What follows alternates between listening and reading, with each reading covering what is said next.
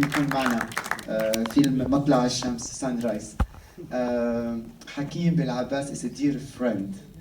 It's a dear friend to Dubai Film Festival. He's been here many times. We've been dealing with him like for more than 1 year for this film because we really wanted to have it here. أنا كتير الليلة فخور ومسرور جدا إنه حكيم بالعباس اللي هو صديق كتير كبير، صديق للمهرجان، إنه يكون معنا حكيم بالعباس. تفضل. فأنا I'm very happy also to welcome the actor of Hakim. He's hiding over there. أيوب خلفاوي. أيوب. Yes. أيوب. He's here.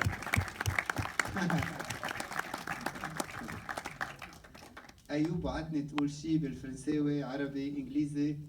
أيوب.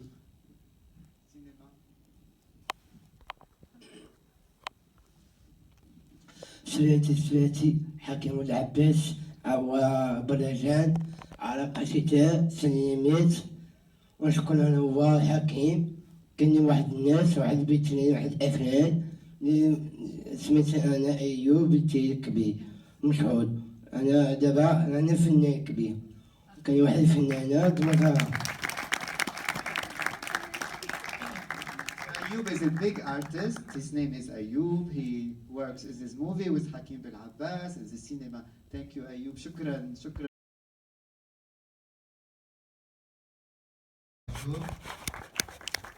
كريم الزبير، نادي إسماعيل، ونادي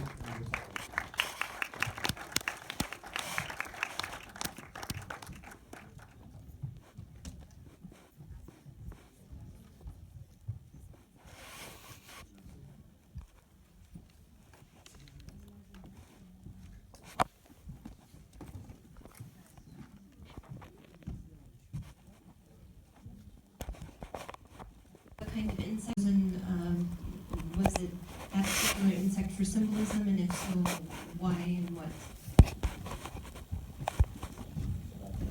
إذا السؤال موجه لناجي إسماعيل عن الحشرات التي رأيناها في الفيلم. أي نوع من الحشرات وهل لها رمزية معينة؟ يعني هو كان جزء من الشكل اللي بتبقى بتاعت يعني في المقابر خصوصا في الجو. I didn't want to focus on one type of insect, just the insects that we usually see in the graves, and that was part of the whole scenario and story.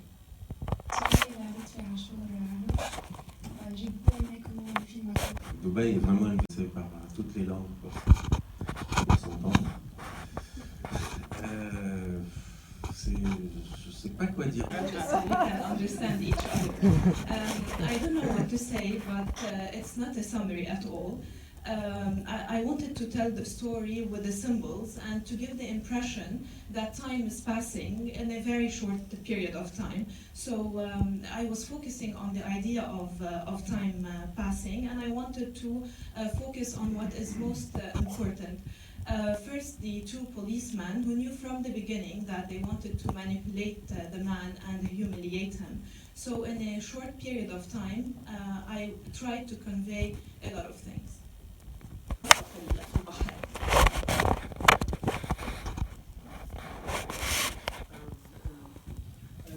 The film basically symbolized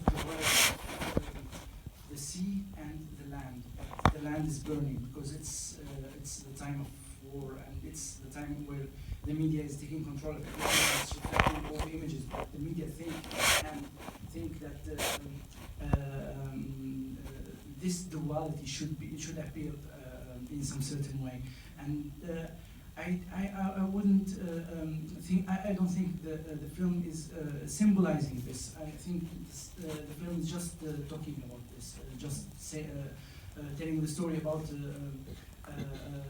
this duality, how it happens and how it ends by this kid, which is here is just one symbol. The kid is here the symbol of this war and sea duality. Okay, thank you very much. Incident of a person who killed another person and buried him in the house, that's a true story. but I wanted to convey the broader image, the image of Said and Qahira and Cairo. So I wanted to convey the world I belong to or where I live based on information that I gathered, and I wanted to focus on the link between life and death based on the Saidi life of the tribes, which is a life full of legends, and the link between life and death, basically, of the wall. And I would like to congratulate all the directors. So in Morocco, in the city, we have slums, and the municipality, to hide them, they built a wall to hide this kind of slums. So this is what I can say, the point of the story. It's like when I didn't live in slums. My neighborhood wasn't near slums, but whenever you go at the city, you will see them. So for me, it's like of hypocrisy, and I was very interested to tell about it and to express it in myself without any protection. So I tried to express this in the film, and for the other girls, also to express that even in this slum there is like a kind of difference between families. Like the mother, she's very protective and she's a very clean person, but she doesn't want her daughter to play with another girl that she's less, she's her mother didn't take care of her, or she's not very clean or something like that. So because all the idea about the slums is that all the people are so poor and they are on the same level, but it's not true, because in Morocco we have very different levels of people living in these slums, and I want to express it in some house. By her husband, by her father, by her son. So you have something against women? Usually women are more compassionate, they always take care of the family. And here I wanted to shed the light on one specific case of women. A woman who has an adolescent kid, whose husband doesn't really care about her, and whose father has the Alzheimer disease. So it's a very specific case of a woman. I came from when I was sitting with my mom, scanning family pictures. I saw a picture of my maternal grandfather, and she told me that after he died, they found black olives in his room. So I wanted to convey a message, which is that the treatments that the patients go through today affect them a lot, and do not let them enjoy the small pleasures of life. Because at the end of the day, the destiny will happen. So I think that making them feel frustrated is even worse.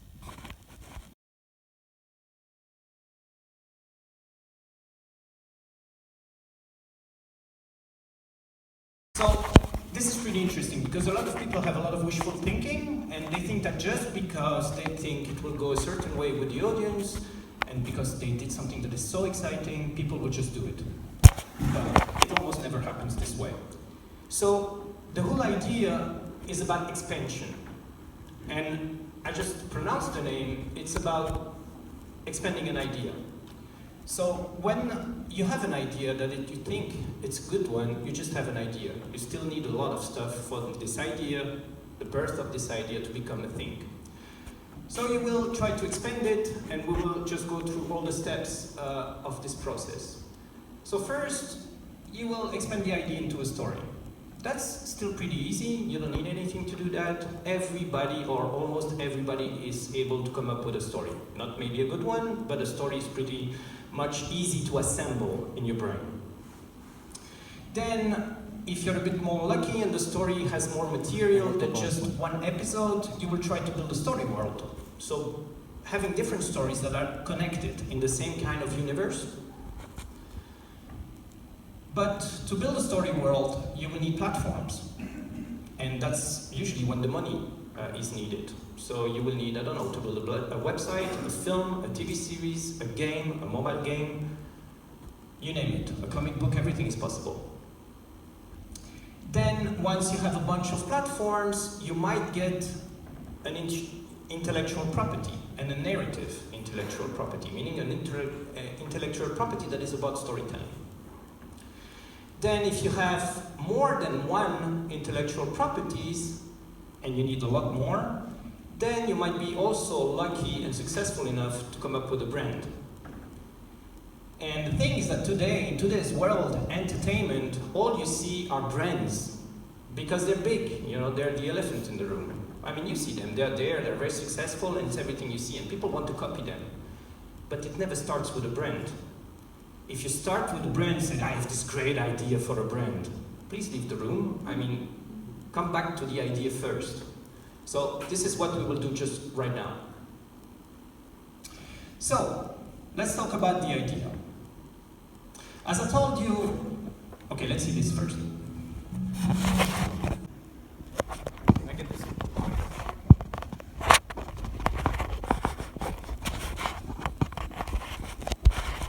You kind of connect with him, but at the end, you fear for him, so you might die. So the people at Sandy Hook is a college where a massacre occurred, and they released this 10 days ago as a PSA, so a public service announcement. They did it through social media, and it got pretty successful because, you know, it's been 10 days, and I took the screenshot yesterday, it's more than 6 million views already. You can understand why. It's a great piece of content, it's very viral, but building up on that, they said, okay, that's super good. Maybe what we should do, because what we want is prevent gun violence, we could expand that story. And we could come up with a web series that is called The Boy That Shot Even, and it would be a web series about this guy, this young boy that is planning the massacre. So we'll tell him the story about him, it will be some kind of weblog, and it will be super interesting, and we already have an audience. But just by looking at the Facebook and also the YouTube page of Sandy Hook, you can tell they don't have an audience.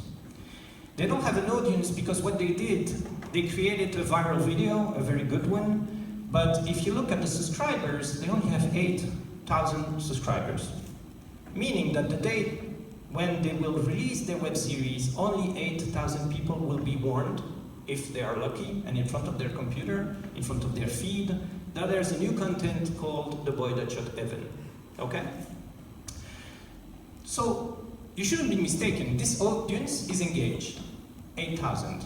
Maybe they were there before because this is the Sandy Hook YouTube page. We don't know how many they gathered only through that video. But they will not really be engaged into that story itself, the story that will follow, into the story world. And why do you think is that? Because what is the idea beyond that video? There's an idea, a very simple storytelling idea that is very, very good. It's to hide. It's to hide the boy that is committing the massacre. The whole thing is to hide him. And this is why you like the video, because you've been tricked, and this boy has been hidden. And that's also the point of the video. You don't see the massacre because those people are hidden. If you do a web series about that boy and you put it in the center, you forget about your own idea. It's the opposite of your idea in the beginning. So maybe coming up with a web series about that, it's a wrong idea. It feels that it's a good one because you say, okay, let's build up on that success, but you just made a viral video. You shouldn't be mistaken. Even a viral trailer, it's not a viral movie. It has nothing to do with one another. So, let's think a little bit about platforms, because what they did wrong here, I mean, they didn't do anything wrong because the web series will never happen. They didn't understand how YouTube is working. And YouTube is a platform. So let's see two other platforms. So one is Tinder, the other one is YouTube, okay? Those are two examples. The first one Tinder, the second one YouTube, and both to promote something else. In the first case, do you know about this? What happened with Tinder and the movie Ex Machina in South by Southwest 2 years ago? Okay. So, this is a Swedish actress, very, very famous one, now very successful in the US, Alicia Vikander. She's the star of a film called Ex Machina. It's a UK film made by the screenwriter of Danny Boyle, Alex Garland, his debut filmmaking. And it's the story about a cyborg. She's more human than human, and she falls in love, or you think she falls in love in the film, and the whole film is about that. So what we did at South by Southwest, where the film was presented, we decided to do a viral campaign, and we decided not to spend money on it.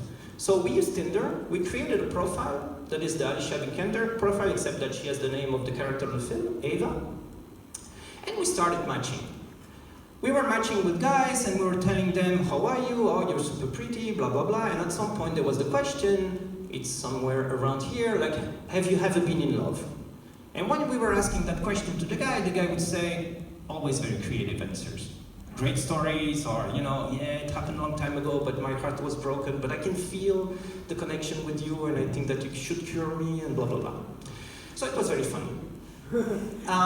In the end, you don't see it here, but the last thing she was telling, and she was always asking the same question because she's a robot.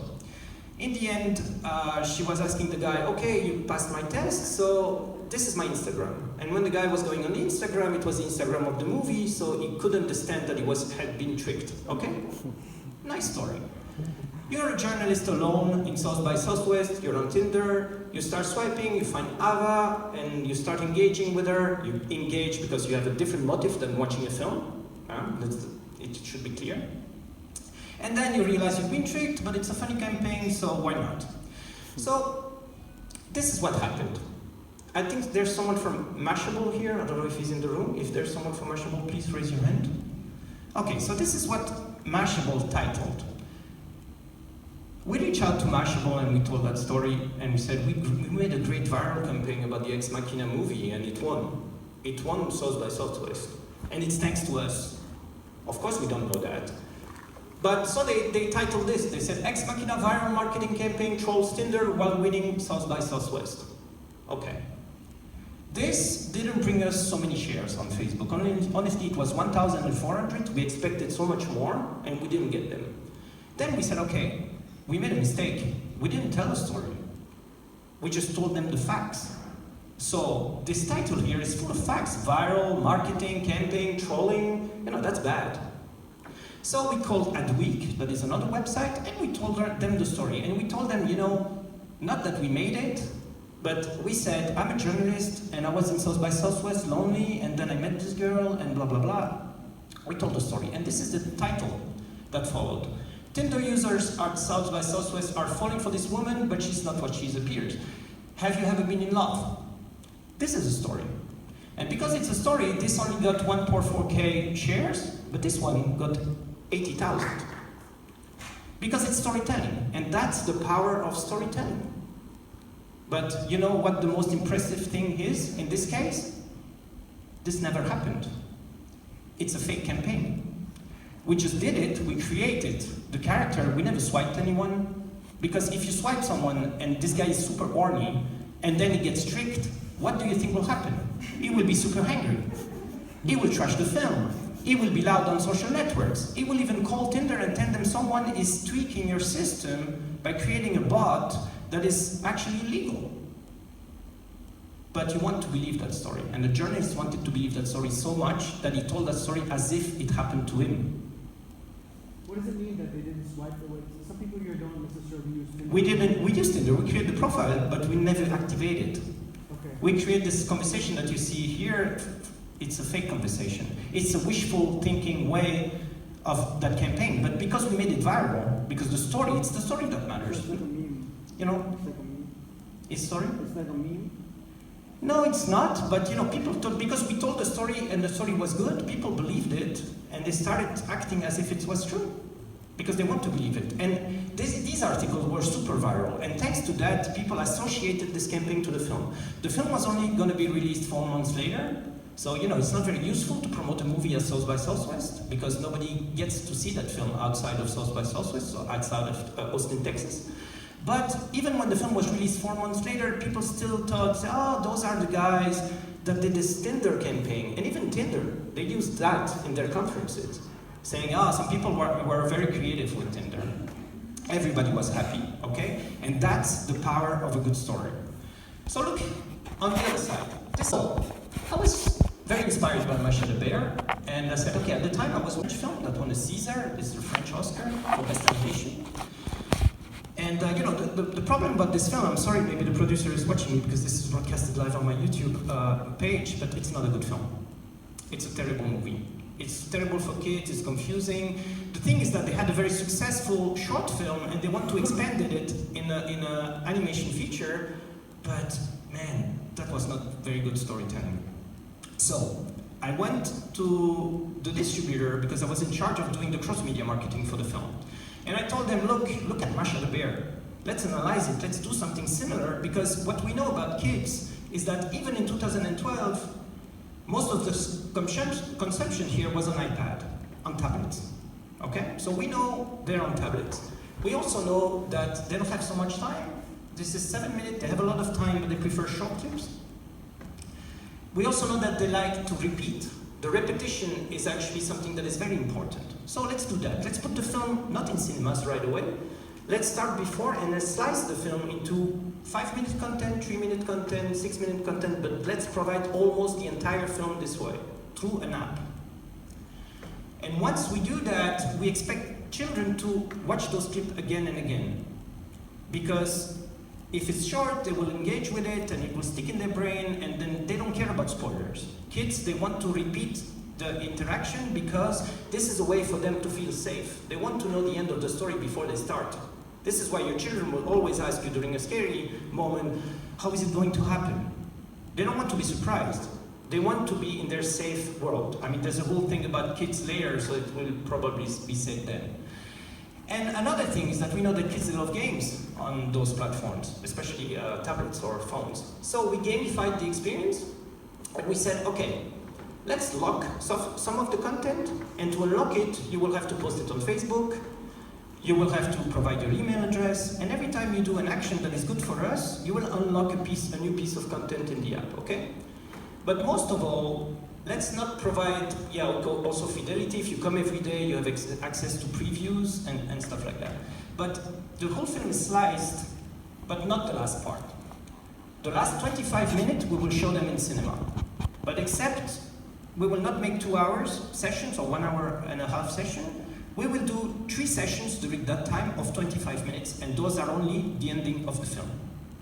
And those tickets will be bought in the app.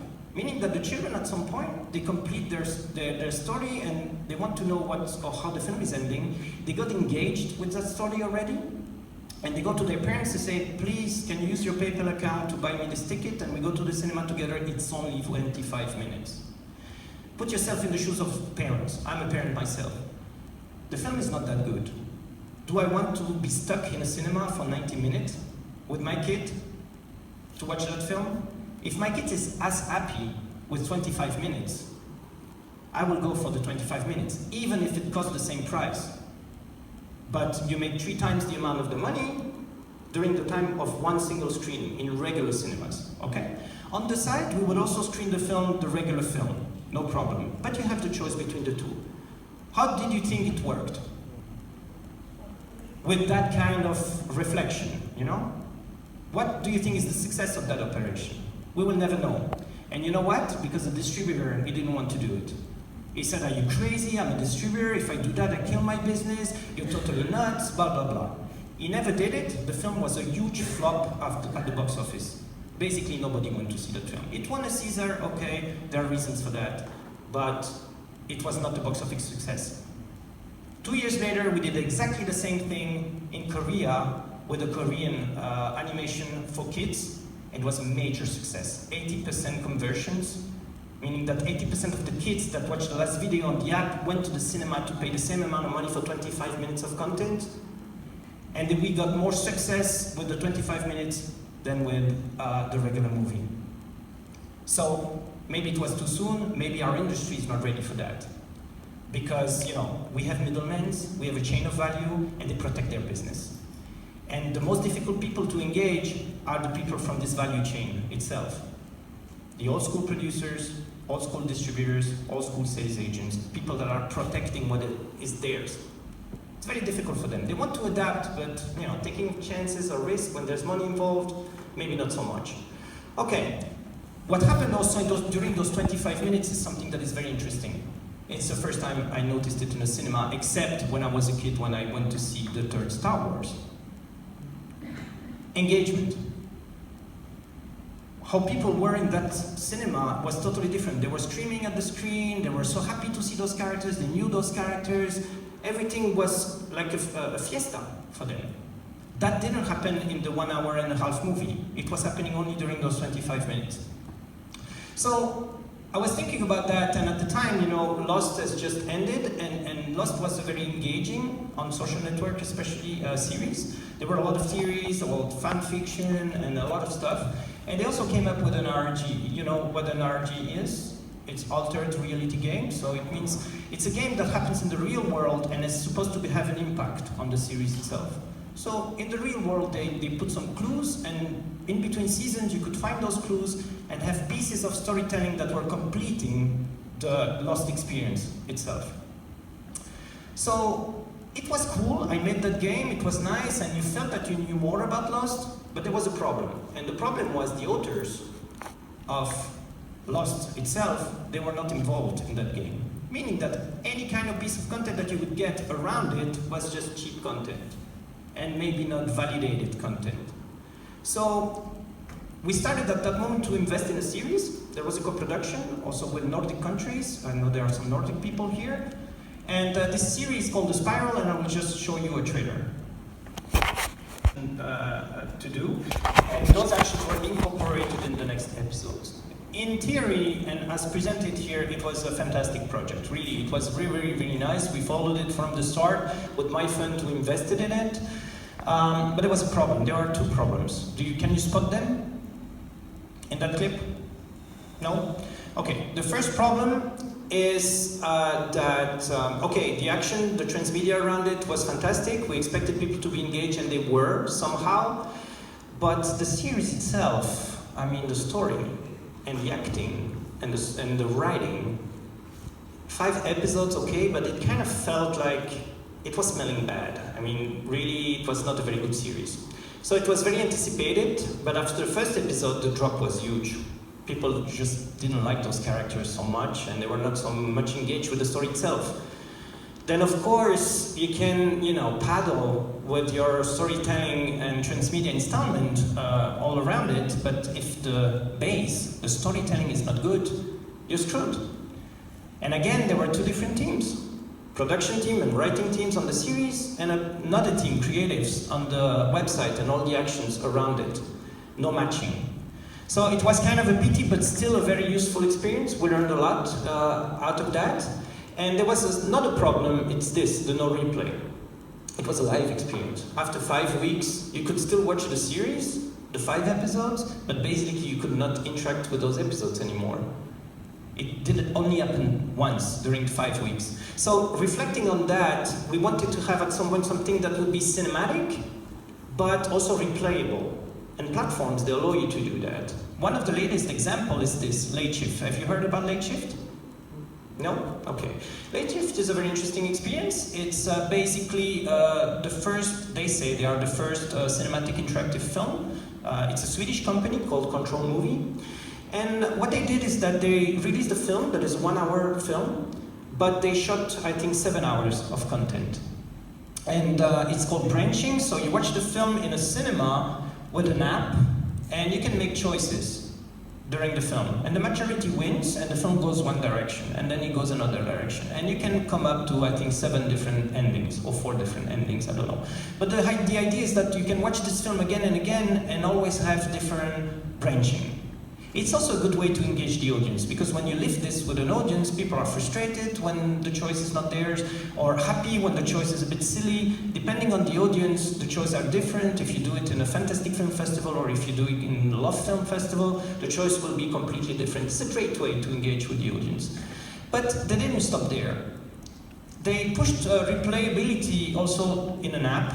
This app, you can download it, you can have the experience by yourself, and through the app, you can replay the story again and again until you explore the full narrative. Okay, that's the idea. The app is based on replayability, but also it's more like a game. There are moments in that app where you're tricked and you have to puzzle some of the stuff. So it's a bit in between film and game. So it's a different experience than the one that you will have in the cinema, even though it's the same story. Something else is that because it's a game, they used also gaming mechanics. Meaning that at some point they can push updates. Let's say, for example, it's Halloween. They push an update and they say, you know, when that character dies now, there's a gore scene. It's a very bloody one. So you can watch the film again and activate that special scene where this character that you don't like because he's the villain, all of a sudden he will be killed in a very ruthless way. Or if it's Valentine's Day, at some point, two of the characters that flirt, they can have sex together.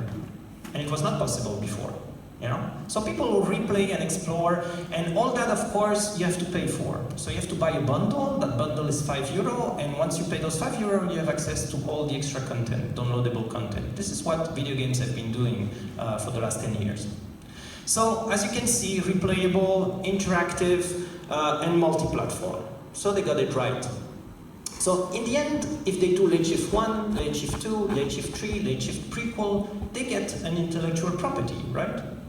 But Control Movie was not aiming at that. Right from the start, when you're in the cinema, you have to download an app that is a very light app, because you cannot download the full film, you know, otherwise you cannot do it in a cinema. So there's another app called Control Movie, and this app has nothing to do with Late Shift. It's the generic app. Meaning that with this app, they can also release the tool that allows you to create your own film with branching. You can create mini films using that tool and using that app to control them. The setting is super easy, and what they will do, they will share the revenues of the distribution with you, otherwise it's free. And in the end, you can also create more games, meaning that what they build straight away is a brand. They didn't go to the intellectual property. Late Shift is just an example of what they wanted to achieve as a company, which means creating a brand. What I'm saying is that at some point you can just leap and step over one of the steps just to access the next one. What you cannot do is go from the idea to the brand right away. But if you're at the intellectual property stage and you want to skip it, if there's an opportunity to do it because the market demands it or allows it, it's still possible, and they're a proof. Okay, so let's talk a bit about the next step, intellectual property. A very successful one has been The Walking Dead. I suppose, that everybody here knows about The Walking Dead.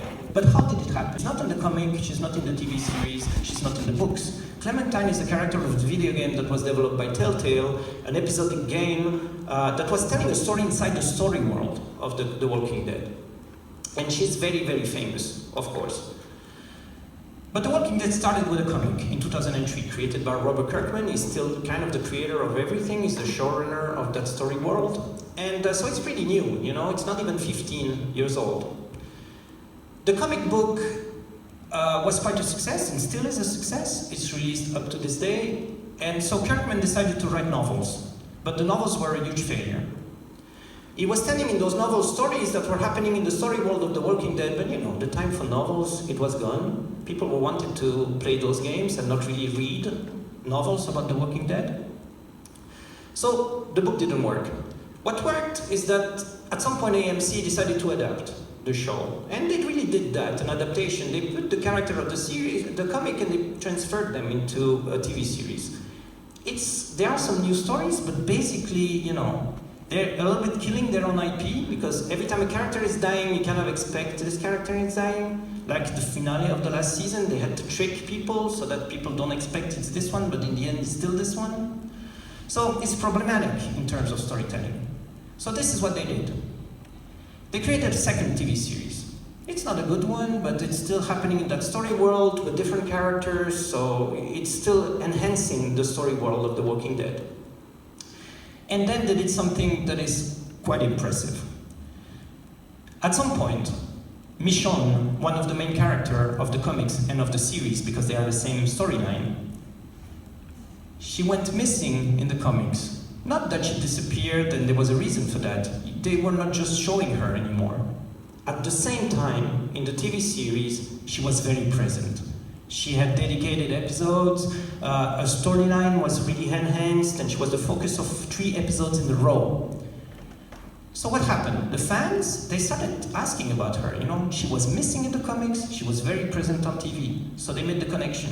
And in the comment, the letter comment, they asked the author, where is Michonne? At the moment they asked that, in the comic, Kirkman answered, if you want to know where is Michonne, we released today a video game called Michonne. The video game has been ready for 3 months. We were waiting for you to ask for her.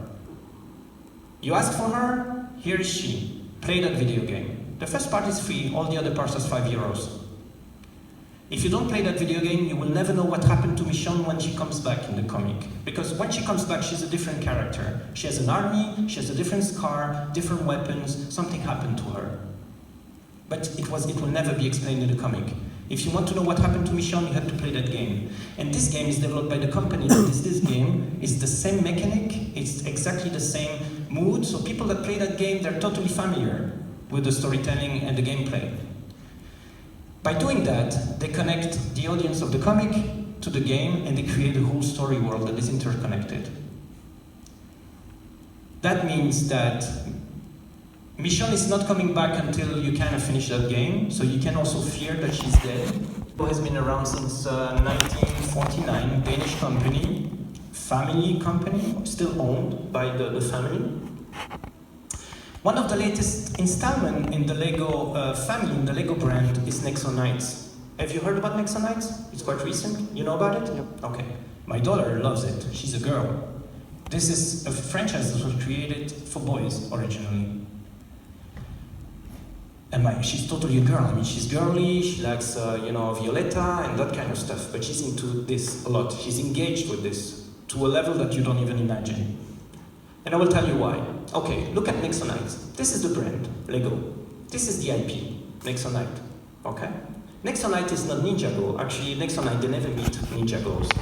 They only meet if kids are assembling two of the figurines and start working with them, creating their own story. Otherwise, they don't really meet. This is the idea, and I will come up to it right away. You see this little emblem here? This is the idea. Then, Nexo Knight is a TV series for Cartoon Network, okay? This is one of the platforms. It's also a bunch of toys, of course, because Legos has to sell those toys, a lot of them. It's books about the knights that are featured in the series and in the toys. And most of all, it's an app, it's a game. And it's a game that is free. So those are the platforms, okay? You can check 1, 2, 3, 4.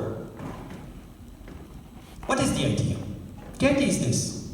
You install the game on your iPhone, iPad, Android, whatever, and then you start scanning those shields. The shields, they are present in the toys, in the TV series, in the comics, everywhere there's Ninjago, there's a shield. You can even find them on Google Image. When you scan them with the app, your characters in the game, they become more powerful because they get new powers. In every episode of Nexo Knight, there's a new power. And it's a graphic power. And it's a power that has a story because the whole episode is around that power. If they manage to, there's a phoenix appearing, the whole episode is about that phoenix. And all of a sudden you can own that phoenix in your character that is in the game. And in the game there's a story that is being told about those characters, and all of a sudden they embody the phoenix. Everybody has a different experience because the moment you will scan the phoenix, maybe it will never happen, maybe it will happen at different stages. But the story is still working. What is the end game of Lego in this? What do you think they want? What is their strategy as a brand? It should be easy. What do you think? Yes? Sell their products? Sell their products. You mean sell toys, right? In other words. Okay. Well, as you can see it here, it seems that the end game is always the game itself. But the game is free. And you know what? It's actually a real free game. It's not even a freemium. There's nothing to buy in that game. Usually they would give you some hour for free and then translated in 45 languages, very, very high quality. The toys. Do you think that Lego needs to sell more toys? Yes. Yes? Well, not really. Because they've been selling toys with no drop down since 11 years. And they made projections that those toys are keeping the sales by themselves. Something is going wrong though. What is the competition of Lego today? Do you think it's other toys company? No. Because when you give those toys to children and they play with those toys, they invent stories, okay? But where do those stories go? Sometimes they stay in their head. Sometimes they play with friends, but as we know, the world is not going that direction anymore, so gathering to play Legos is not really fancy for kids. Those stories, they don't travel. They're not visible. Nobody knows that they even exist. Actually, there's this rumor saying, and I can verify it, that you build your Lego set and you don't play with it. It stays there. So, the whole quest of Lego, for a lot of people, has been to check the platforms. Lego has been present on every platform. They have to conquer all the platforms. And if you think about it, yes, toys, of course. Books, because you can scan those things in books now, so you know, it's easy to conquer that market. Mobile games, for sure. But if you think about Lego Dimensions, I don't know if you know, but it's a console game, but it's also Internet of Things. Those toys are connected, you connect them and they appear in the video game. It's also a narrative, intellectual property-driven product, meaning that they will buy all the IPs they can. Harry Potter, Simpsons, Ghostbusters, everything they can put their hand on, they will buy. But why? Why are they buying those IPs? They already have a lot of IPs. They have Ninjago's, they have Lego City, they have Duplo, they have so many IPs. Why do you think they're buying those? Because when they buy those stories, when they buy those IPs, they buy the stories. They are buying narrative IPs. If you play with Homer Simpson, you know, since 1949, those stories, they didn't gather them anywhere. There's no database, there's no fact fiction website to gather those Lego stories, okay? They had no stories. So the basic thing, they have the brand, very successful, but the basic thing that everybody has here in his pocket, the story, they didn't have it. So, yeah, they did Ninjago, but you know, in 2011, when they did Ninjago, it was the first time Lego put a name on a character. Those characters of Ninja, they have names. Before that, no Lego had names. How can you tell a story with characters that are not even identified? So it only happened in 2011. And of course, the Lego movie. This has been the strategy of Lego these last few years, and the strategy has all to do with storytelling. This is the quest of Lego. They are a brand, but they have to step down, they have to do the whole process that we made. As an emerging storyteller, they have to do it, and it's even more hard for them. Because going back to this initial idea, it's very difficult. What is the initial idea of Lego? It's not storytelling, it's play. And this is a huge competitive market today because of the video games and everything. They kept their idea of play, but they have to conquer that last step that they skipped, and it's the storytelling. They didn't really skip it, they were trusting the kids. But you should not trust kids. You know, really. Because you cannot expect what they will do. Digital natives today, you cannot build anything on them. You cannot say, I predict that they will go there, because they will run in the other direction. So, Lego, storytelling provider since 2011. Most of you here have more experience than Lego in storytelling. And they know that. So they need also good stories. But, you know, if you think about Evan, okay, I still have time. You have a story, it's cheap. It's cheap until it becomes a script, and then you can spend a lot of money on it, and script doctors and so forth. You have engaging platforms. You don't have to create them. You don't have to be Lego and create that game. There are platforms that exist. YouTube is one of them, okay? But there are others. I mean, Reddit is a very engaging platform, or Kickstarter, for example. This media is Netflix. They stick to their platform. It's their business model. Okay, they will do film series, but and they will scream because they made that death happen. What happens on the screen at that moment, it's them, it's their trade.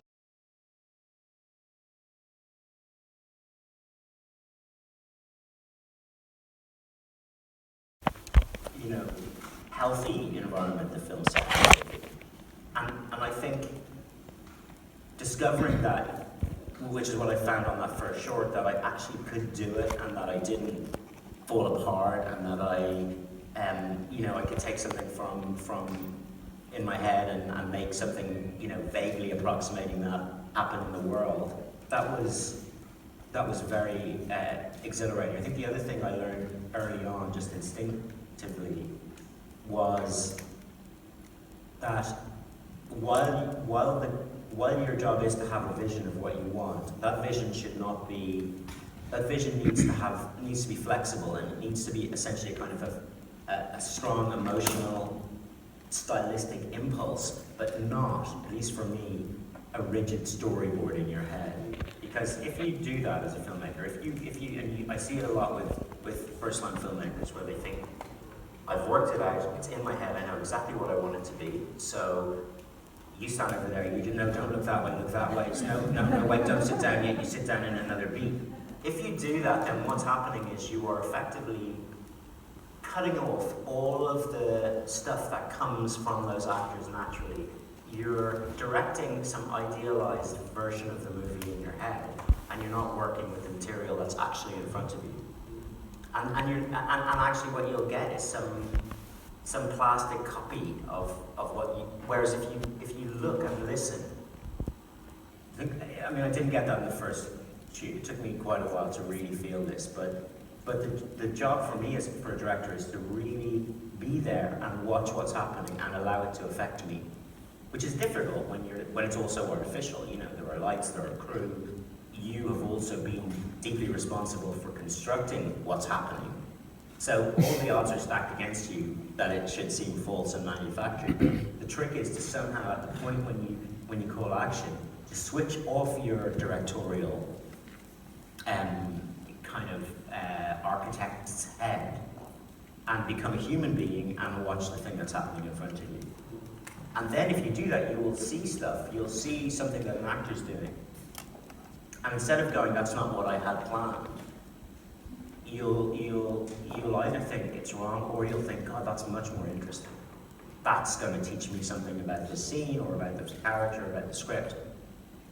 And it's nerve-wracking, because I think the tendency in an inexperienced filmmaker is to go, if I step an inch off this path that I have planned, everything's going to go, you know, I've lost control. It could go anywhere. I'm not, you know. But actually, I think the trick is to just take a big deep breath. You'll still decide when it's time to leave that avenue and go back to the main road. Still within your gift to do that. But you are missing opportunities all over the place if you are not prepared to let things be organic. So then, when you're working on that translating that vision into your first feature, obviously you didn't have everything at your disposal that you wanted to. I mean, your schedule was very limited. Your ability to shoot where you wanted to and legally where you wanted to was very limited. Your budget. Shot illegally all over the place. And you know, when you're really small, like there's a huge thoroughfare in Dublin called O'Connell Street, and it's where the river meets the main street. It's impossible to, unless you've got $100 million, it's impossible to shoot there. Or else if you've got nothing, it's really easy to shoot there because you just stand there beside a small camera and hope that nobody tells you to go away. So we did a lot of that, right? And we also shot without security in some of the really toughest neighborhoods. Yeah. But again, you know, it's sort of skin of the teeth stuff.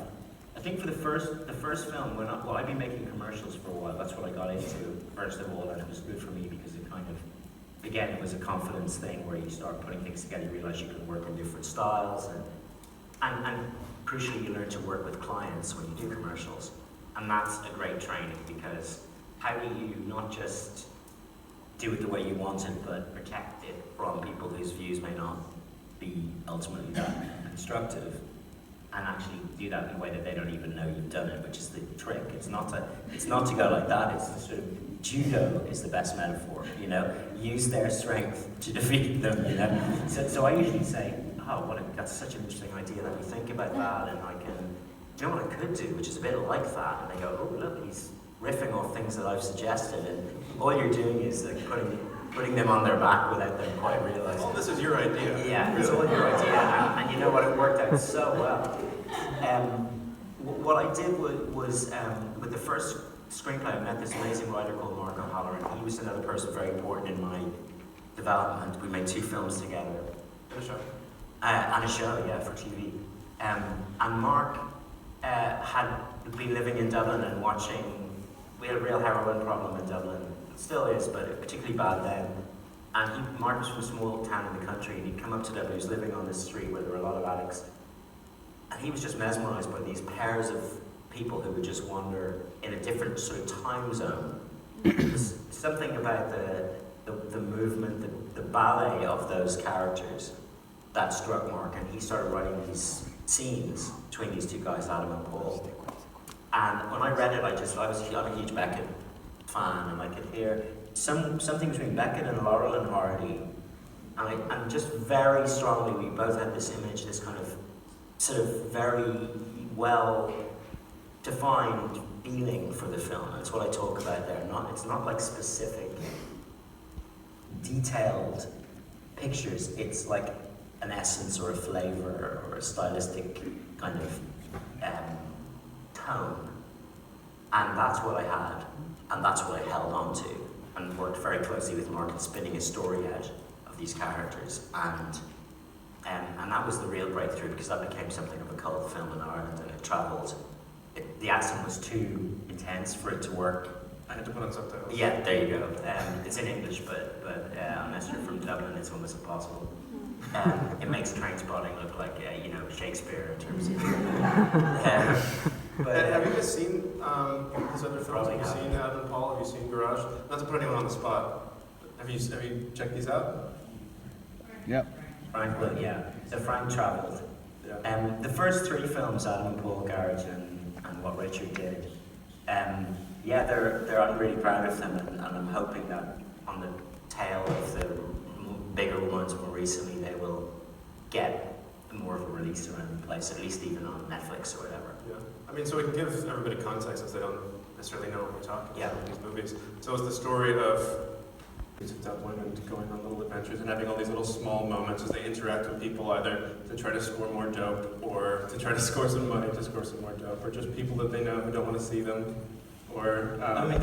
just as a sort of, hacked off to the Irish literary tradition, it's set over 24 hours. It's sort of, so we did a little, it was just, for us, we were just kind of amusing ourselves. So there was a little Ulysses reference. There are loads of Beckett references, like the two guys are trying to remember the name of somebody who they think might be useful in helping them score. Or they can't remember his name, they call him what's his name, and there's a whole scene where they're waiting for him. And so there's a little sort of Godot parody. And there's some lines from Laurel and Hardy. There's some Laurel and Hardy lines which we lifted because I'm a huge fan, and there's a great Laurel and Hardy film called Way Out West, which is just the best slapstick ever. And so this is like a weird downbeat. Our film is a sort of strange downbeat slapstick, which is also quite dark. And what was exciting in making it was just that I don't think either of us had seen much like that before, except maybe there's a great Finnish film director called Aki Kaurismäki, who I'm a huge fan of, and he was the biggest influence on that. If you've never seen anything by Kaurismäki, I highly recommend. I'll recommend two films. One is called Leningrad Cowboys Go America, which is an incredible infection of a band journey film, and the other one is Match Factory Girl, which is one of the best films I've ever seen. I think very beautiful, very little dialogue. So yeah, there was a strong stylistic impulse in the making of that film, and I think the reason it stood out was because of that. And what did you, in constructing these characters, what attracted you to them? I mean, obviously, that slapstick is intentional in our understanding of the characters themselves, and also why you like Laurel and Hardy, as far as I know. Because I think what you get in great slapstick, and it's Beckett too. I mean, it's you get an understanding of adult characters essentially as children. If Laurel and Hardy are anything, they're two kids. They're sort of overwhelmed by the complexities and the dangers of the key, and then we come over as as confident adults. What slapstick does is it strips that away, and it shows the kind of delicate vulnerability of its characters, and it's, I find, very moving. Whereas, so people used to say Adam and Paul was a black comedy, but in a funny sort of way, what that suggests is a sort of an idea of the audience and the filmmakers being superior to the characters. That's what, for me, defines those kinds of smart-assed, dark comedies. Whereas in good slapstick, there's a kind of tenderness towards the characters, which is what we did with those two. Even though we allowed them to do really awful things in the movie, I think you still empathize with them. But it was, that was an amazing thing, and we weren't expecting it to do anything, and it just sort of took off and in its own, and it's still the film in Ireland that I would get most people quoting to me, because it has the sorts of lines that you remember. And small little scenes, small little moments. Small little moments, They stick with you as well. So then you moved into Garage, which I'd recommend to you guys if you haven't seen it, and I guess no one has seen it here, right? It's the hardest one to see, but yeah, hopefully it will be. I mean, you can get it online. I might recommend that be the first one you go find on iTunes when you get home, because it's this small little story to put on my film critic hat again, sorry. Please do. It's a small little film about a guy who has some educational disabilities, I guess we can say. And he works in this garage, and we just follow him as he's working there over a few months. And the story is not just watching necessarily him change, it's our perception and our empathy, and we slowly get pulled into him as a character. Yeah. And he's this really fascinating guy, and it just grabs your heart and doesn't let go, which is something you see in a lot of your films. Yeah.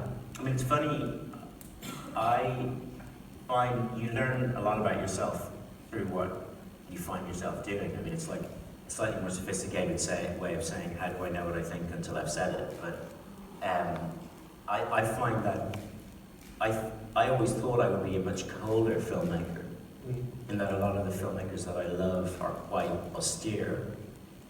But I'm constantly find that kind of empathetic tenderness is kind of at the root of all of the films. With Garage, the thing I wanted to do was take a character that is easily dismissed. You know, and we do this all the time with people where we think we know who they are just by what job they do or how they present themselves. So in this case, Josie, the main character, is he's like a sort of village idiot, really. I mean, he's the one that people like in the small town, but think he's a bit soft and a bit kind of, you know. And when you see him, you think you know exactly who he is. Whereas, in conventional movie making, if you present a brooding, dark character, usually a guy who has suffered some great loss in the past or whatever, and is cold in his interactions with people and clearly suffering, that passes for complexity, right? In fact, it's usually just something that we decode over the course of the film because we learn exactly what he did that he feels guilty about it, or, it's just a kind of formulaic version of human depth. Whereas I took the person in the story who would normally, in a conventional film, be the comic relief that you would see for 5 minutes occasionally. And myself and Mark set out to dignify that life with as much depth as we could. And so you, again, and it's happened in a few of the films I've done, you start believing that you know him and there's not much to him. And by the end of the film, the aim is that you feel that there is a profound depth in him, just like there is in any other human being, and that it is not fathomable. And I feel, not to project your journey as a filmmaker, but I feel you must have learned how to create that balance and how to bring us in and create sympathy in what is a tragic situation. Yeah. But not push it too hard, not like in the reaching for the Oscar kind of way, something that you see a lot in Room come back. Yes, I mean, the reaching for the Oscar thing is, it's amazing, and I see scripts now all the time, and it's a category, we call them, we say it's Oscar bait, and you totally recognize it, and it's even talked about in a non-pejorative way. People say, it's an Oscar bait kind of movie, it's good, and that is the sort of the huge emotional, kind of sentimental thing or where there's some major character flaw that takes loads of acting, and but no, I can't do that. I just find myself very uncomfortable if I'm ever doing anything other than trying to be subtle, Room is the most optimistic thing I've made, I know. No, it is, yeah. I mean, I think it's only half true in that I think there's a message in everything that I've done, which is that human beings are worth something, no matter who they are. And that, for me, that's about as close to the optimistic as I get. Doesn't mean that things won't turn out terribly. Of course they will, but it's still, the journey's worth it, But in Room, we have characters who are fathomable. But I just wanted to, so that there's much more of a sort of an allegory in Room. It's a positive statement of what love is and of what it is to grow up and of how parenting works. And I think the reason why I was so drawn to it was that we had our first kid, and he was 4, I think, when I read the novel. So it was like a love letter to him. And so it differs a little bit from the other movies in that I think it is ultimately a celebration.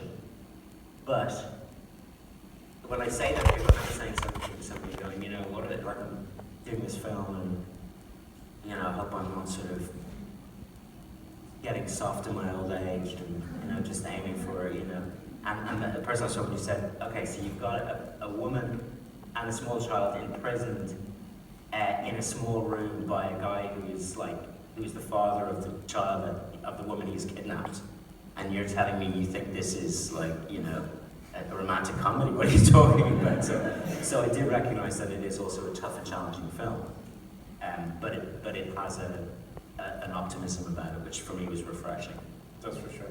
And I'll come back to it because there's so much to tackle there, but I love all of your films, and so I want to make sure that each one gets its due. I mean, personally, I think Garage is probably the most, it's probably the purest and the best realised of any of the films. So I agree, if anybody is interested, Garage or Garage is a good place to start. No, we only say Garage in Ireland, and it just sounds so awful. Even in London, they say. In the meantime, yes. So we'll talk about that first, since audiences saw it first. So what Richard did, if anybody has seen it, great. If not, it's about it was based very, very loosely on a novel that itself was based very loosely on a real event that took place in Ireland, where at a party involving boys from some very privileged schools, there was a fight and a boy got killed, and they never found the people who did it.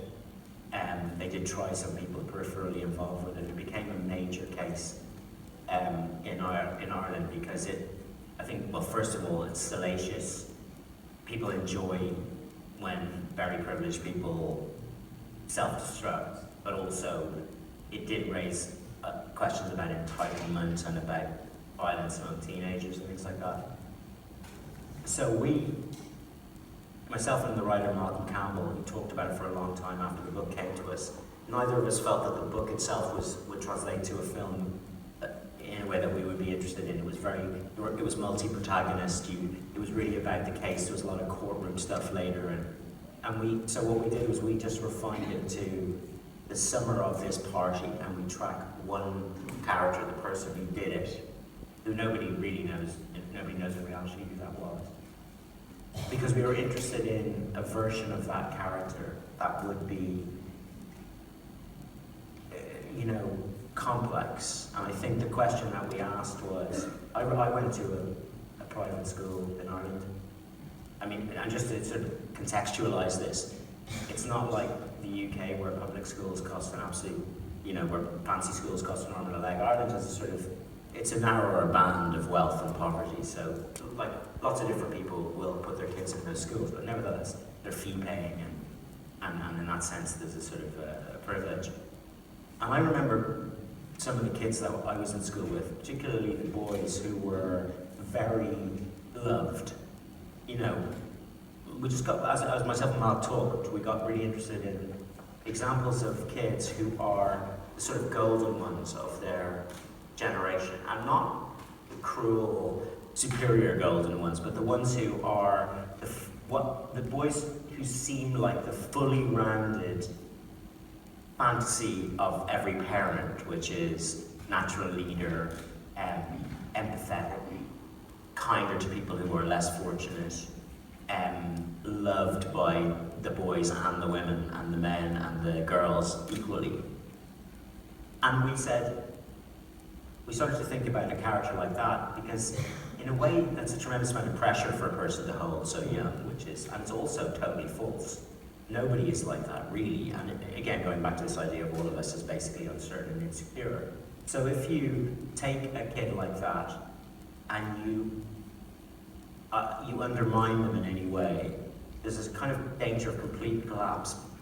Here's my analogy, I was joking that, well, in what Richard did, the reason why he kind of snaps is that he humiliates himself slightly in front of this girl that he loves, and his rival for her affections kind of manages to humiliate him slightly, and he just can't handle it. He's never been in that situation. And I was joking with Malcolm, you know, and saying, like, if you grow up like me or most people, you get really used to rejection, you know? It's not a, you know, you will be rejected by many people. You will fall in love with many girls who don't love you back, and you will fail, and you will learn how to fail. And what Richard did, what it's about is a person who's brittle ultimately because they have lived this kind of fantasy version of themselves. So, like the other films and like Garage, it is really about a person who not only do we think we know, but he thinks he knows himself. And then he does something which he cannot process. And instead of being the decent, honorable person that he would like to imagine he is, in which case he would come forward and say, I was responsible, and put the parents of this other boy out of their misery, he doesn't. He fails himself hugely, and that's what the film is about. And it like in Garage, it also works off a central incident. And the film effectively falls into two halves, the before and the after. And Rouge really does the same thing. And again, I find when I look at my work, I see this pattern, which is that I tend to move the incident, which would normally be the climax of the movie if it was more conventional, the escape in Rouge or the killing in what Richard did. I tend to move that from the normal position of climax, pull it back into the middle of the film, and see what I can discover about the people on the other side of that shape. And I would say to people who are writers and screenwriters, by all means understand the conventional screenwriting rules that are supposed to be there, the 3-act structure and all that. Because I think there are many magnificent films worked around that shape. But it is not an unbreakable rule. They are not unbreakable rules any more than there's one way to paint a painting or one sort of song. I sometimes think that the sort of script doctor, script guru approach to screenwriting, it's a bit like if every song had to be a blues song. Like we all understand the 12-bar blues, you know, it's you start with the tonic and you go to the fourth and back and then to the fifth and back, right? And that works for blues and it's amazing and there are great blues songs, but not every song is a blues song. So I've always been drawn to things where there's a structural freshness. And if you ask me where the second act midpoint is in my movie, I have absolutely no idea. But I mean, the structure of your films also helps you understand the film itself, helps you understand the characters. Exactly. It kind of becomes about the structure. Yes, and you know, to the extent that that's ever worked fully, it's something I'm proud about because I don't know. The other thing is just audience expectation. If you know, if the audience completely knows the tracks on which this story runs, then you are not using their own capacity to be shocked or surprised. You're not using those brilliant emotional materials that every brain contains. You're encouraging them actually, and in fact you see it with genre cinema, again, which I have nothing against, but you see it with genre cinema where people enjoy, that is part of the pleasure, is how well will they riff on this pre-existing structure. But the problem is all cinema has become effectively genre cinema because so many dramas run on the same lines. Yeah. It's just another genre, whereas there is a world of possible ways of communicating with somebody, just like there is if you meet them in a bar and you're having a conversation with them. And like everybody knows that the best person to talk to is somebody who moves between comedy and the dark and who can tell a joke and then pause it and tell you something really serious. Like, we love talking to those people. And imagine if there were rules for social engagement like there are rules for screenwriting. Somebody'd have to come in, you know, there'd have to be an opening statement which caught your attention immediately, and then, you know, that'd be like talking to a robot. And I sometimes do feel when I go and see, particularly Oscar-baity sort of movies, I just think, like, this was written by a computer, or at least there will be a point at which that is possible, you know? Yeah, for sure. Yeah, and understanding the characters that you present. When we move into Frank, which I know a lot of you guys have seen, we have a complete loser. I don't know if we necessarily reevaluate how that works. No, John is not the, I mean, John is just a way of sort sort of, I mean, John at least learns that he is not a musician. That's the one thing he learns in the course of it. So we have, sorry, to give, for anyone who hasn't seen it, be a songwriter, wants to make it big, write things that everyone's going to love, but never really finds it, but he does find some people who do have the chance to do that. This brilliant musician and his wayward band of people running around who wears a big hood, played by Michael Fassbender, and has real brilliance, and he latches onto that and tries to get some of the brilliance himself and never really gets to. Yeah, and you know, Frank is a film about, it's a film about creativity, really. It's a comedy about creativity, and it's also about the ways in which we project ourselves into the world. Like there's a big social media component in Frank, where John, who's the guy who desperately wants to be a poet and a musician, and he wants to be creative because of what that would give him from the world, whereas Frank is this strange, reclusive guy who actually is creative. And we make great fun of social media because John attempts to make the band cool, to sell the band through Twitter and Facebook and blogging and all the stuff that we're taught to do. And I'm on Twitter, I mean, I like it, but I kind of hate it as well. It's like, you know, why do I make myself look at it first thing in the morning and see what Donald Trump has just said and have that ruin my day? And actually, paradoxically, gives you, or like erroneously gives you the feeling like you're involved in the resistance, when in fact, all you do is retweet somebody who's really angry about it and think you've done something. But John is fascinated by it, and what Frank is about social media is a metaphor for what we do all the time, again, which is the presentation of a much more polished version of ourselves out in the world. And it goes right back to the earlier stories. So we tend to promote a version of ourselves which is a bit more glamorous, and we do that much better on Facebook and Twitter because you don't even have to present yourself physically and give the game away. What we were also playing with, I think, in Frank was the idea that Frank himself is like, it was part of the meaning of the film to take a big movie star like Michael Fassbender, whose face, I mean, when you look at famous actors, it's kind of extraordinary that it's very hard for them to it becomes very hard for them to disappear into roles because their face sort of somehow lifts off from them as a human and becomes this commodified brand, you know? And that's an extreme version of what we all do to ourselves on social media. So by taking Michael and just hiding him, that ended up becoming sort of part of the story of the movie, and so it's all about that stuff. But it is, and it's also you take it. So then to go back to the thing that you were saying about the connections between the films, about taking people who you think you know and doing something and showing you that you don't know them. Frank, they're all fantasizing about who John is constantly fantasizing about who Frank really is. Like, what's the extraordinary truth about his life that would be revealed if only we could see him? And what's revealed is that he's a guy he's a guy who suffers, and he's a guy with real mental health problems, and it's not glamorous, it's real. And what we do with those people in culture generally is we do glamorize them, like it becomes part of the Jim Morrison. It's sort of like, in a really awful way, it's like we think it makes Kurt Cobain greater than he ended his life in the way that he did. It becomes glamorized, you know? Yeah.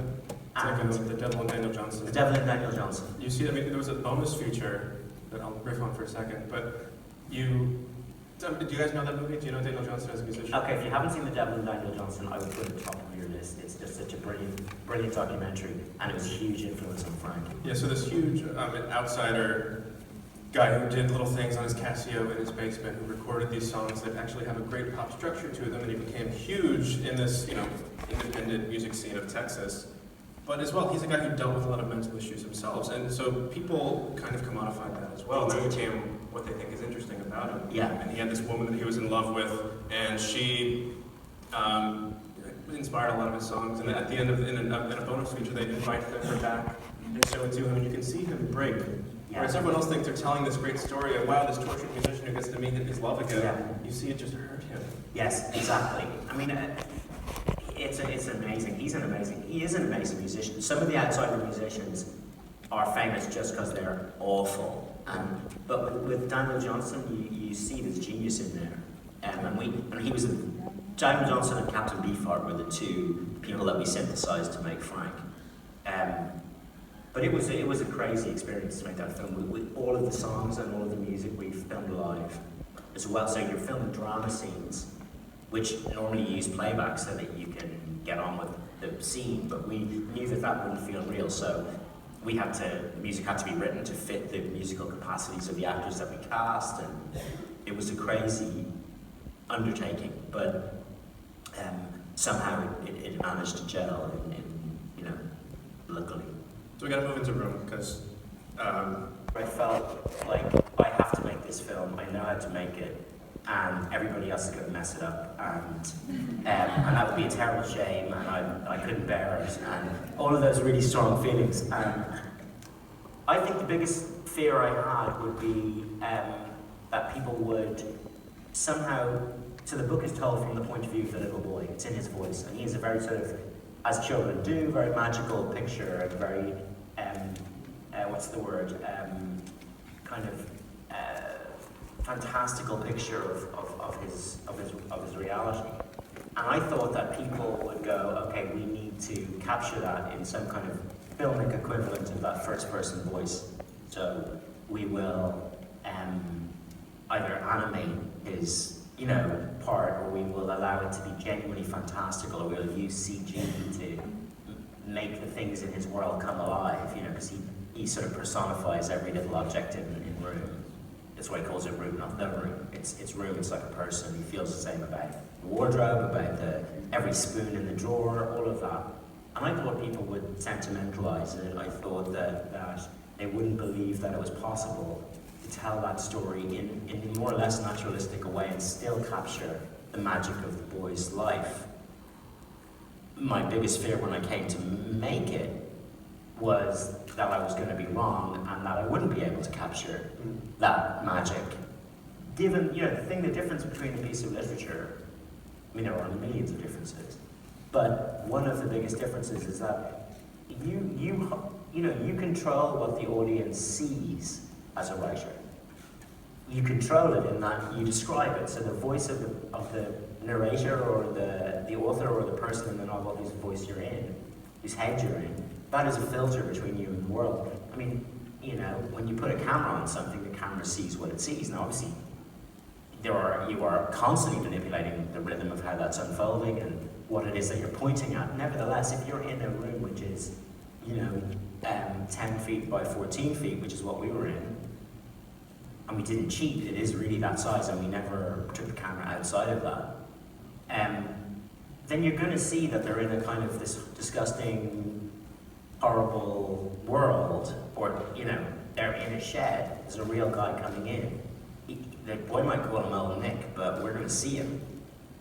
And the fear was that the fairy tale inflection of the boy's experience would be lost and you would just be left with the horror of it.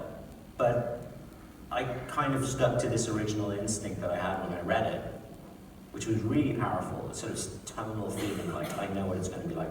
And I remember thinking, just looking at that boy's face on the pillow asleep beside his mother, this is before we cast Jake or anything. Like, okay, Emma has the words, but we have the pictures. We can really look at the kid and sort of watch him and stay close to him. And that's what gave me confidence that there would be those emotional kind of tonalities would be preserved in the film. But it was, the other great fear was, the other great fear when I knew it was really going to happen, because that happens as a filmmaker. You desperately want to do something, and you think, you go into meetings with unbelievable confidence because you sort of have to if you're going to persuade people, and then eventually somebody says yes, and then you go, okay, now I have to do it. And then all the doubts come pouring in and you think it's the end of your career, which I think every time I'm about to make a film. I say to my wife, I can teach and I can do other things, and she sort of listens to me looking really bored. He goes, yeah, absolutely. And then I say, no, really, I really mean it this time. But with Rouge, the other great fear was that we wouldn't find a child capable of doing it. And that was, how many kids out there are there? You know, we saw hundreds and hundreds and hundreds of boys. And like casting the adult part, casting Ma was amazing because there are extremely brilliant young women out there whose work you can see and you go, she's incredible, we should talk to her, you know. But by definition, small kids are not yet presented. So you're going to meet hundreds and hundreds, and you meet all sorts of absolutely delightful kids. And then you put a camera on them and they go, like all of us who aren't actors, they sort of turn into little robots you don't know. Like, I'm fascinated by really bad acting. It's a personal passion of mine, and I sometimes watch terrible movies because what happens is, if somebody's not naturally an actor, and there are real people casting that absolutely work because they're naturally in front of camera, but somebody who is genuinely not an actor, they actually forget how to even walk or eat. You know, even the stuff that we really do. What do I do with my hands? Yeah, no, and then they think I want to reach out for that cup. I will reach out for the cup now, and then, oh, well, look at you, like that. And the entire body goes weird, right? So that would happen, or sometimes kids were really, really natural in front of camera, but it is not one of, the role of Jack is not one of those kids' roles where all you need is for the child to be natural in themselves, which is also rare. But Jake had to act. I mean, he really had to act. He has to be terrified. He has to suddenly be afraid and change his mind. He has to do all these. There are dramatic turns in the scenes. It's not just an observational flavor that you've got. It's a real dramatic role. So yeah, Jake is the ultimate gift that we got to make that film. I mean, and there were some great kids that I met, but there was nobody. And Jake was it was still incredibly hard to do. I mean, he was still a 7-year-old boy. Luckily, he was 2 years older than the character. I have to say, the whole film was a race against his adult teeth. Because when I met him first, he had all his baby teeth, and I was thinking, this is, you know, I was thinking, thank you. It's like, this boy looks 2 years younger, but he's got the sort of maturity of a 7-year-old. You know, we could just about make this work. The next time I met him, his 2 front teeth were gone, and the big ones were coming down, and you know, and it was fine, but we were thinking, please, please. So the whole way through the shoot, we were just waiting for another one to become wobbly. But it was still really hard because he was a small boy, and it was he was at the beginning very self-conscious and didn't want to, you know, the scene where he shouts hard at his mother early on in the story, and he was sort of avoiding it. He really didn't want to do it, and eventually he said to me, I said, you know, what's up? And he said, I really like her, Brie, and I don't want to shout at her because shouting's rude. I said, oh. And of course the human being and father in me wanted to go, you know, give him a hug and say, the director in me wanted to say, just shout at her, you know? Time is money. Have you any idea how much is riding on this?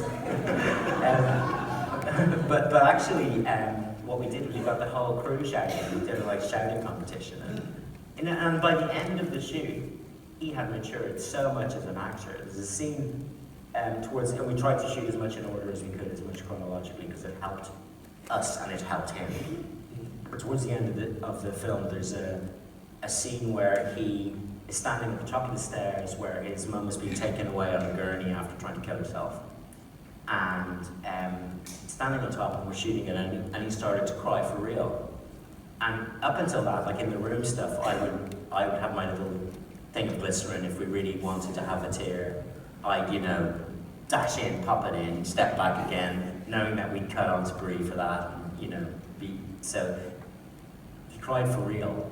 And at the end of the take, instead of needing to be consoled or, you know, having to bring himself back, he was like, yes! Yes, I did it. I worked it out. He got what actors get, which is he worked out how to trigger himself. Extraordinary, you know.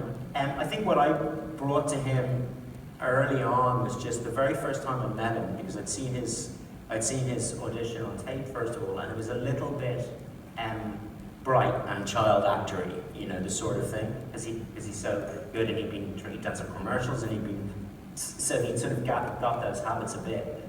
Within 15 minutes of meeting him, I had him just sort of sitting there and saying the words, and all of my sort of fears were allayed, and I knew that, tough as it would be, we would be able to get there. So I think we've got about 10 minutes left. I should ask, I want to ask a question. How do you convince the actors to make such roles, particularly Michael Fassbender, to put a hood or a mask for the whole film? And just one quick comment, your next film should, when Jake cried, that's the story for That's the story of the next film. That's a great documentary. So to persuade the actors, the thing that mostly persuades them, certainly initially, it's the script. And luckily, because Michael is Irish, he had actually seen my earlier films, and he particularly liked Garage. So, a combination of liking the script and liking what I had done before was enough to get him. And I think also, you know, he's a very mercurial guy, Michael. So he's not going to, you know, whatever his agents may tell him, and I know his American agents were not jumping up and down with glee at the prospect of him wearing a mask for the whole film. He will do whatever he wants. So he had read the script. I didn't know he'd read the script, and had gone to the agency that he is represented by, just to see who they thought might be interested. And the first I heard of it was Ed, the producer, getting a call that Michael was interested in playing Frank. So at that point, we nearly fell over, because we really were not expecting somebody as sort of starry as him to want to do it. So generally speaking, I meet actors, and I talk about what it is that we want to do, and I try to be as honest as I can be. And I think if they pick that up from a director, then it's all about trust, really, you know, because you are, especially as an actor, incredibly exposed, and trusting the director, and that the director is not going to let you down, is probably the biggest question that they have in their head. That was very exciting as a director, because I mean, like, my favourite Martin Scorsese film is Age of Innocence. Yeah, right. Because I always find that directors, so like you kind of confirm my theory that a sort of a more kind of, for want of a better word, so in a rush, like dark vision, actually when you bring that vision to a film like that, you make it work in a way someone more sort of rosy naturally and Hollywoody would. Yeah. And that's why I want to ask you very quickly what your next film is, because my feeling is that someone like you, the genre of film that I particularly like, which is classic historical films that no one makes well anymore. Like yes. You know, the real, because you need to make one of those films, because now it's like maybe, you know what I mean? I mean, not you need to, but it'd be very exciting to see you in that genre. Well, it's interesting that you say that. I love David Lean. I mean, I love those big films, and I think you're right. If you have a commitment to a sort of a deep truthfulness or a naturalism, or you have a sort of sensibility which shies away from the sentimental, I think you can make a film which is, you could make a love story, for example, which has real depth and resonance. And those films just are not being made anymore. No, it's true. I mean, there's like, I'm and I also love comedy. I think, so what I'm thinking about making next, and there are a few different things. I have a big Second World War story, which I think is very relevant to now. It's about how our kind of moral compass can gradually drift. And that's how you go from a society which is healthy to one which is really, really not healthy. And I'm fascinated by the idea that there are no big moments of moral decision in most lives. Those decisions happen almost subconsciously, and we find ourselves at places in our lives that we never thought or wanted to be, but we just somehow got there. So, and then I've got this story which is not an historical epic, but is pretty epic, and it is historical in that it is a story about a boxer from the 1960s. Now, a lot of boxing films being made at the moment, but like everybody makes them, I will say the same thing. It's not really about the boxing. Of course, it's not about the boxing, because then it would be a sports broadcast. But it is about a guy in the 1960s in America who kind of broke lots of molds. He was a guy from the American Virgin Islands who moved to New York as a young guy. A real boxer called Emil Griffith. who had led a sort of double life. Absolutely fascinating story. And that is quite big. And I'm torn a lot of the time between those stories and ones which are really tiny. And it's very hard. I used to sort of always joke. I always joked that when I was starting out and I would see a director who had a bit of success suddenly going to Hollywood and making something big, I'd go, I'm such a sellout, you know. No integrity, I'd never do that. It's, you know, which is, I will say, it's very easy to say that when your phone is not ringing. You know, it's very easy to refuse a temptation that has not been presented to you. It's like, I will never eat another donut again. It's easy to say until somebody hands you a donut. So it is sometimes hard to think about the smaller ones. But yeah, I'd love to make something sweeping and huge. Expect in the middle. Actors are so different. You know, there are so many differences between actors. So the first thing is as a director, for me anyway, is to find out how that actor really works best and tune into that. Some actors really want rehearsal because it's how they find it. Some actors don't. They like to keep it sort of they don't know what, in a sort of sense they think about it as using up that immediate energy. I like to do a little rehearsal because for me it's a way of interrogating the script finally. When you hear it read and it gives you some time to go away and work on it, because you'll always discover stuff when you watch actors do it for real. And it tells me what, like I always discover something else in rehearsal. I'll watch it and go, oh, it's much more like that, or actually what's so interesting is the person I thought that scene was really about, it's really, really more about that. You know, so it informs me so that I go off and think about it and come back and shoot it maybe differently.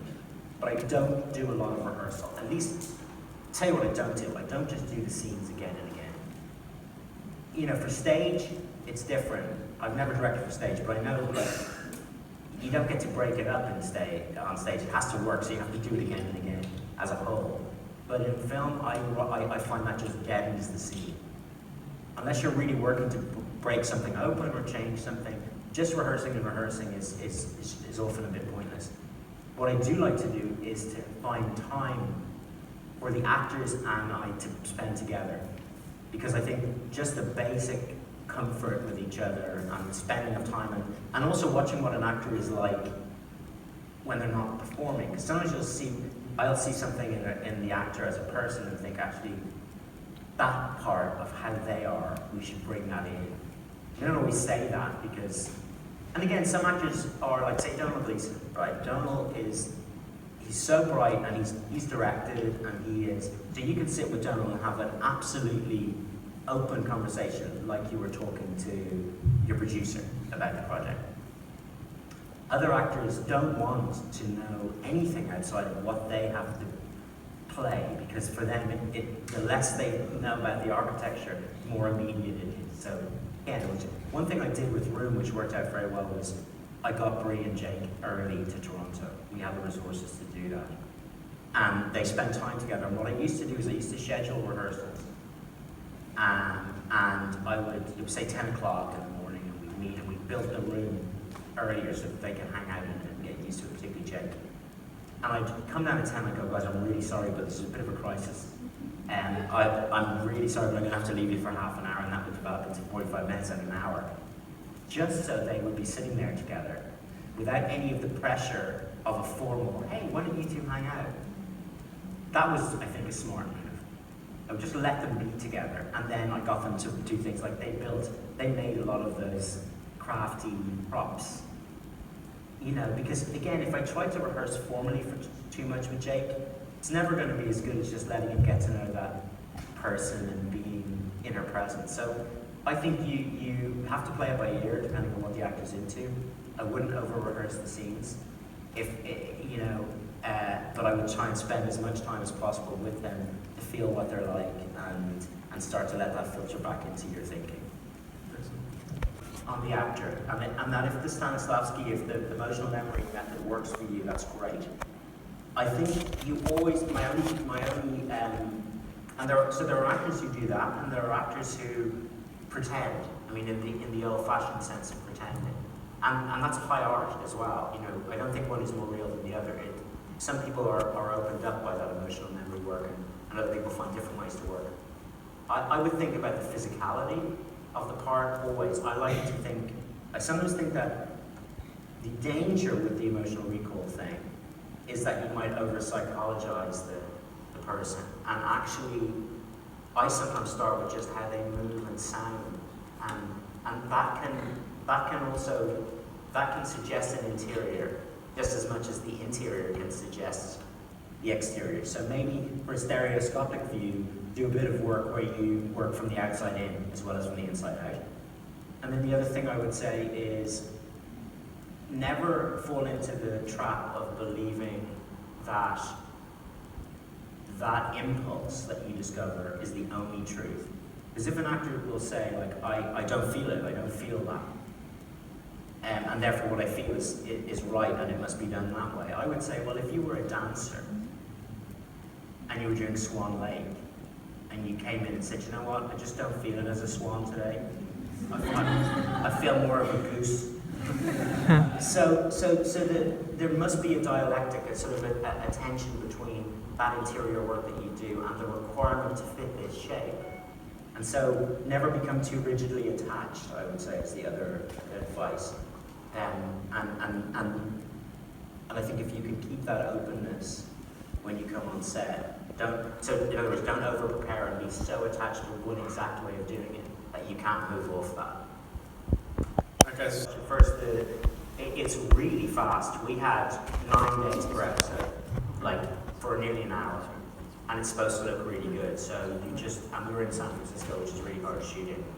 So it was like going back to my earlier movies where you're like absolutely having to, crack the whip, and I mean in the nicest way you can, but nevertheless it's got to be really fast. 12-hour days? 12-hour days. If you went over 12 hours, if you went to 14, plugs actually pulls, not metaphorically, but literally. And you're sending reports into the studio every day. When did you first turn over? If it's later than an hour after call time, you better have a good reason. Very, very different world. I think the first part of your question, though, is the more complex, because I was the lead director, so I did the pilot, so I had involvement. I was in the writer's room a bit, and I did have involvement, but nevertheless, it is not the same as being the showrunner. And I think while I enjoyed it, and while I worked with really, really good people, I think if I do television again in the US, which I would like to do, I will do it as I'll bring the project. And while I may not write everything, I would still retain the sort of lead creative role, because I think that's where you get to do what I'm used to thinking of as directing in the movie sphere. Thank you. Gentlemen, and welcome to the 13th Dubai International Film Festival, an edition that is sparkling with spectacular films from around the world. نقدم لكم Monster Calls, in which evocative imagery, stunning effects, and moving performances come together flawlessly to create pure cinema magic.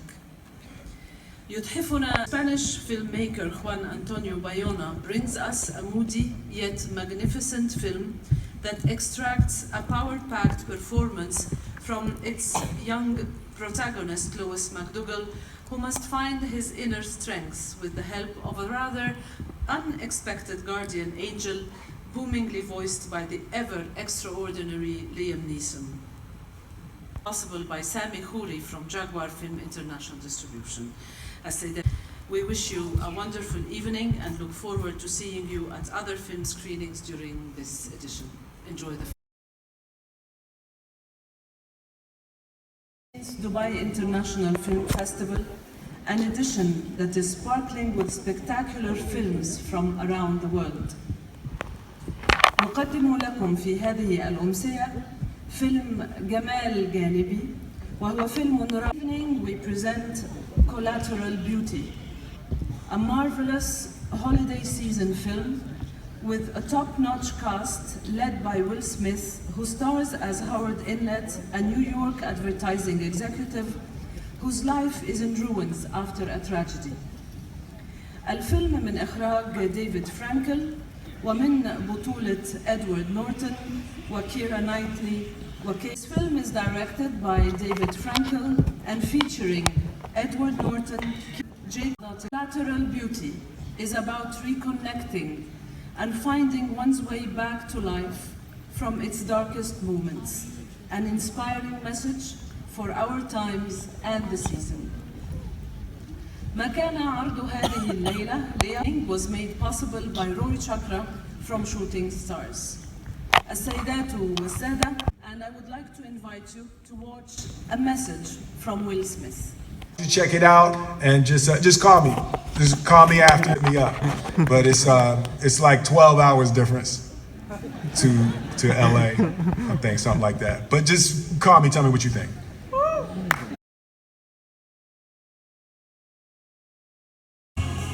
Good evening, everyone, and welcome to the closing night gala of the 13th Dubai International Film Festival. As you've just seen, we've had a wonderful week with screenings of 155 films from 57 countries, including 50 world premieres. My name's Ben, and I'm the Star Wars geek of the DIFF team. So it gives me great pleasure to be with you here tonight for our closing gala screening of Rogue One, A Star Wars Story, and to see so many fans in this wonderful room. The Star Wars universe brings together fans of all ages and from all around the world to celebrate the pop culture phenomenon that is Star Wars. And there are no greater fans than the dedicated UAE outpost of the 501st Legion, who you've just seen marching across this beautiful theatre and out on our red carpet.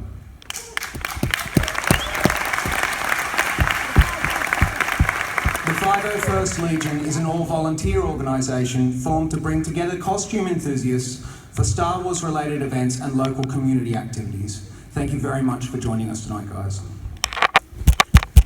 We also have some fantastic audience members who have taken the time to come dressed up this evening, and I'd like to call them to the stage, along with my trusted Jedis, Mia and Jules, to receive their prizes. The runner-up awards for this evening go to Orla in the R2-D2 dress, and Omar, the Kaliji Darth Vader. Omar and Orla.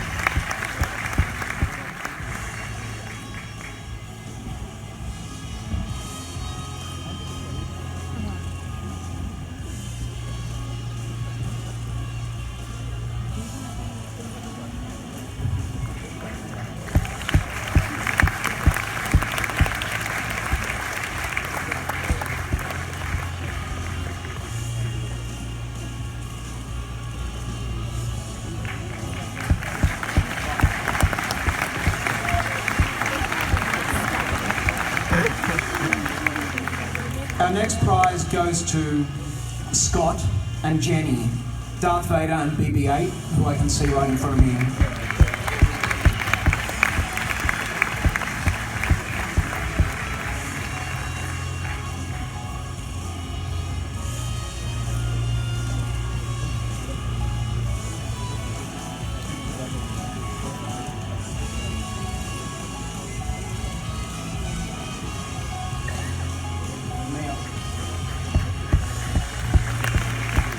And our last prize for the evening goes to Tim Noakes, Chewbacca.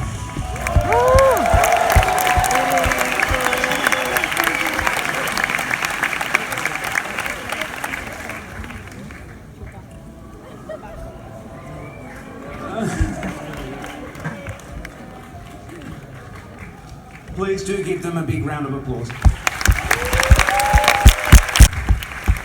Thank you so much for coming tonight, and may the Force be with you.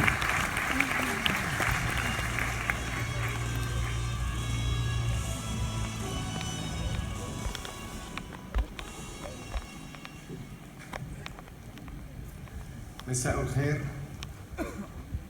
يأتي فيلم ختام الدورة الثالثة عشرة. For the closing of the 13th Dubai International Film Festival, we have chosen an exciting film long awaited by the fans of Star Wars. هو فيلم مستقل بعيدا عن than the usual Star Wars film series.